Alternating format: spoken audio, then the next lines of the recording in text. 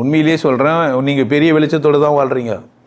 ஒழுங்காக தியானம் பண்ணியிருந்தீங்கன்னா கடவுள் விசேஷமானது, உங்களை கைவிடாது. உங்களை படைத்த ஒன்று உங்களை மறக்கிறதே இல்லை, மறுக்கிறதும் இல்லை. நீங்கள் கடவுளுக்கு மட்டுமே பயந்தவராக இருங்க. அஞ்சுவதும் அடிப்பணிவதோ கடவுளுக்கு மட்டும்தான்.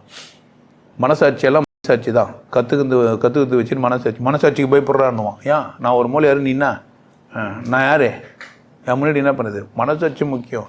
தம்பி நீ ஒன்றா உட்காரலாம், அண்ணன் என்ன பண்ண மாட்டார், வடிவேல் என்ன உட்கார மாட்டார். ஏன் வடிவேல் என்ன உட்கார மாட்டார்?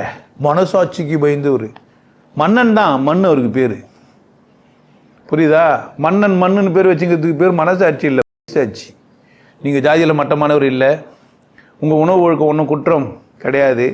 நீங்கள் பெண்ணாக பிறந்ததுனால நீங்கள் அடிமையானவர்கள் இல்லை. ஆணாக பிறந்துட்டும் நீங்கள் அடிமைகளா, ஜாதியில் முட்டாளா இருக்க வேண்டிய அவசியம் உங்களுக்கு இல்லவே இல்லை.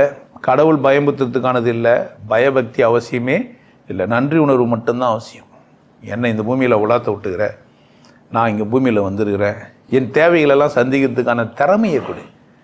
என் தேவைகளெல்லாம் நான் சந்திக்கிறதுக்கான திறமையை எனக்கு கொடு. நான் கொண்டாட்டமாக இருக்கட்டும். யார் சொல்லணும்? நீ இருக்கிறத கொண்டே கொண்டாட்டமாக இரு, மேலும் கூட கொண்டாட்டமாக சம்பாதி. கொண்டாடினே சம்பாதி, நிறைவாகவே சம்பாதி. மகிழ்ச்சியாக இருந்துக்கினே இன்னும் மகிழ்ச்சியாக சேர்த்துக்கோ. யார் மிரட்டலுக்கும் இப்படி புரிஞ்சுருக்கோன்னு நான் நினைக்கிறேன்.